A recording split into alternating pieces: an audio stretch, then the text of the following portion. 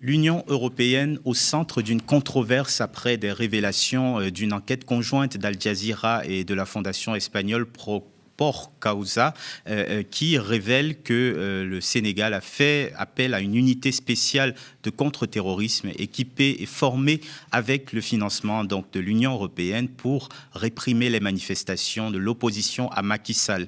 Le projet européen nommé Garci prévoit depuis 2016 une force d'intervention au Sahel censée être positionnée aux frontières pour aider à réguler l'immigration.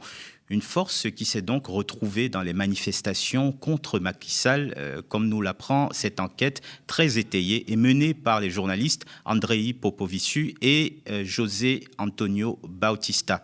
On reçoit l'un des auteurs de cette enquête, Andrei Popovici. Bonjour Andrei. Bonjour Fabrice, merci. Quel a été, Andrei, le point de départ de cette enquête que vous avez menée avec José Antonio Bautista? En fait, José et moi enquêtons depuis des années sur l'impact des financements de l'Union européenne en matière de migration sur les droits de l'homme. Aussi, a travaillé beaucoup sur le rôle d'Espagne dans la migration et moi, surtout un peu au Sénégal et en Europe. Je fais un reportage, notre enquête sur la question pour le magasin américain Indies Times et pour Le Monde l'année dernière. J'avais une idée très claire des projets de l'Union européenne censés s'attaquer aux causes profondes de la migration au Sénégal. Et du coup, au fil de nos reportages et enquêtes en Afrique de l'Ouest et un peu partout dans l'Union européenne, nous avons appris de nos sources que l'unité de lutte contre la criminalité transfrontalière financée par l'Union européenne était utilisée pour réprimer les manifestants au Sénégal. Et lorsque le président sénégalais Macky Sall a reporté les élections cette année et que les citoyens ont réagi et en manifestant, on a dit que OK, c'est un bon moment pour publier l'enquête. Et qu'est-ce que cette force, cette unité Garci financée par l'Union européenne, plus précisément, quel en a été le coût et comment cette action a pu être détournée par les autorités sénégalaises? Justement, Garci est un projet régional financé par l'Union européenne qui a voulu la création d'unités d'élite pour travailler dans les zones frontalières, afin de lutter contre les crimes transfrontaliers dans la région du Sahel.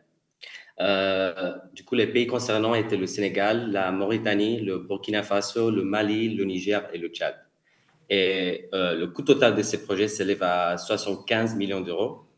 Et pour le Sénégal, la première unité sénégalaise de 300 hommes a coûté plus de 7 millions d'euros. Et il était censé d'être basé dans la ville de Kidira, à la frontière avec Mali, encore pour lutter contre les groupes armés et la crime organisée là-bas. Mais selon les preuves que nous avons recueillies, ils ont été déployés pour réprimer les citoyens lors des manifestations du Sénégal ces dernières années. Et du coup, cette pratique est illégale parce que le projet de l'Union européenne prévoit des conditions très spécifiques pour cette unité. L'unité n'était pas formée pour les manifestations urbaines, mais pour lutter contre les groupes armés à la frontière. Et du coup, le fait que cette unité a été utilisée lors des manifestations est alarmant parce que le Sénégal a été accusé par ses citoyens et les groupes de défense des droits de l'homme de réprimer les manifestants pacifiques au cours de ces dernières années. Et selon Amnesty International, au moins de 60 personnes sont mortes depuis 2021. Parmi les éléments de preuve dont vous parliez, il y a des photos, des vidéos aussi, notamment où on voit des blindés militaires donc fournis ou du moins financés par l'UE. Dans quel contexte ces images ont été prises et vous avez pu vérifier la provenance, comment vous l'avez fait, de vérifier la provenance donc de ce matériel militaire? Du coup, nous avons trouvé une vidéo en ligne qui était prise par un média local en mai 2023, lorsque le principal leader de l'opposition, Ousmane Sonko, a organisé une caravane de la liberté pour protester en décision de la justice sénégalaise qui l'accusait d'avoir corrompu un mineur. Et du coup, Sonko et ses partisans affirment que Ça, c'était en manœuvre politique visant le disqualifier de les élections. Et du coup, on a pu géolocaliser le vidéo. On a utilisé l'image de satellite et on a trouvé la localisation de vidéo dans le village de Mapatim, dans le sud du Sénégal, dans la région du Casamance. Et du coup, on a pu vérifier que le vidéo corresponde à l'itinéraire du caravane du Sonko et qu'il confirme l'utilisation de cette unité contre un opposant politique et des manifestants autour de lui.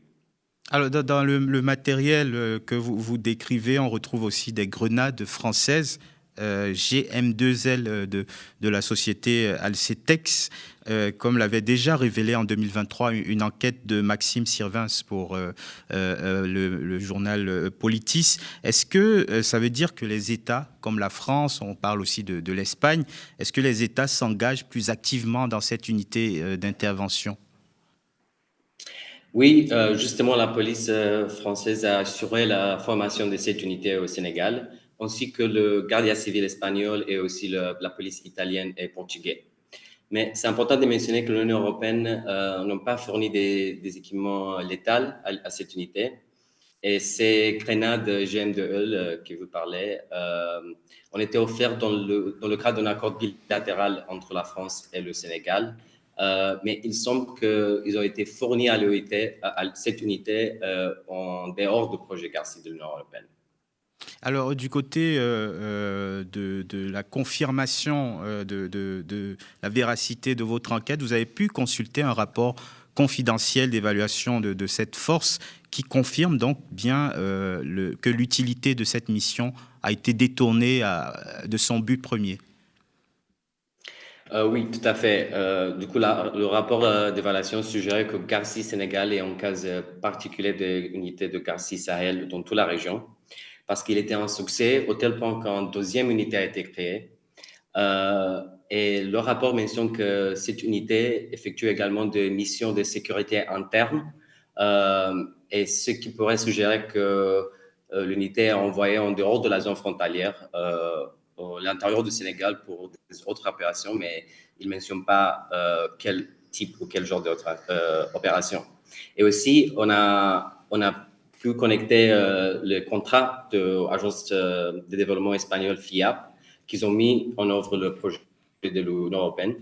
Et ces contrats montrent que le même véhicule blindé ont également été donnés à l'intégration du Sénégal en 2022.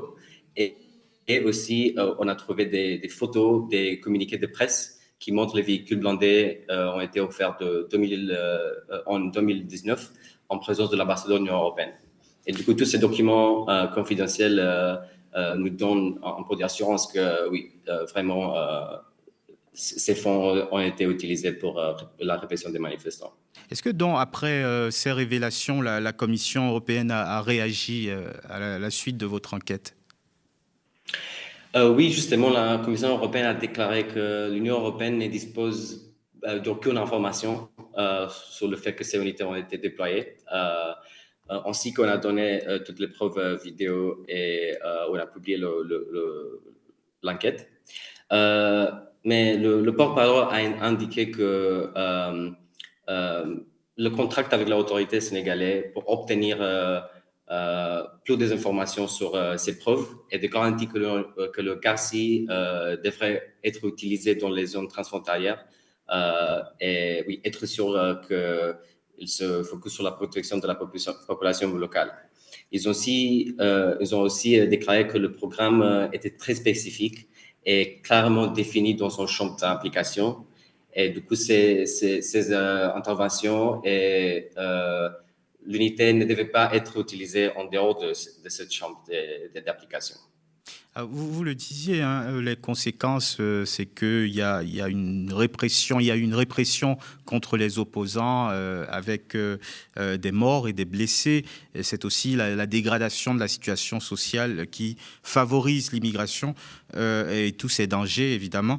Trouvez-vous donc que la réponse de la Commission de l'UE est à la hauteur des enjeux et de ce qu'il y a eu comme conséquences ? Au Sénégal, selon un rapport de Fondation Henri Boll, l'Union européenne a investi au moins 300 millions d'euros depuis 2005 dans des projets anti-migratoires euh, destinés à empêcher les gens de partir vers l'Europe. Et le Garci faisait part de ces projets, mais il semble que il crée en fait les conditions pour que les gens quittent le Sénégal et aillent en Europe. Euh, Nous espérons que l'Union européenne prendra en compte ces preuves et réévaluera leur mécanisme de responsabilité et des contrôles de ces projets à l'étranger pour s'assurer que le Alors, Andrei Popoviciu, on vous entend plus, on a perdu la connexion avec vous. qu'il accorde n'est pas utilisé pour les violations des droits de l'homme. C'est important de mentionner, oui. Allô? Andrei Popoviciu, vous m'entendez? Oui, vous m'entendez? Oui, Oui, je vous entends. on vous a retrouvé. Alors, Okay. on va terminer cet entretien, hein. Vous avez été auteur, Andrei, précédemment, donc vous le disiez, pour le média américain Indies Times, d'une enquête reprise par le journal Le Monde. Donc, vous aviez déjà dévoilé comment l'Union européenne militarise les frontières en Afrique au mépris des droits de l'homme. De quelle façon est-ce qu'elle s'y prend? L'Union européenne participe à la conclusion des accords entre des pays africains comme la Libye, le Soudan, le Sénégal. Je pense il y a 26 pays d'Afrique au total depuis l'année dernière pour empêcher les gens de partir avec ces projets. Et plus récemment, elle a conclu des accords similaires avec la Tunisie et la Mauritanie. Mais tous ces projets, on a constaté que ces investissements ne s'accompagnent pas suffisamment de précautions pour éviter la violation des droits de l'homme ou les conséquences involontaires de ces projets. Et il semble que l'Union européenne s'est prête à conclure des accords avec tous ces pays et parfois des dictateurs pour s'assurer que les gens n'essayent pas d'aller en Europe.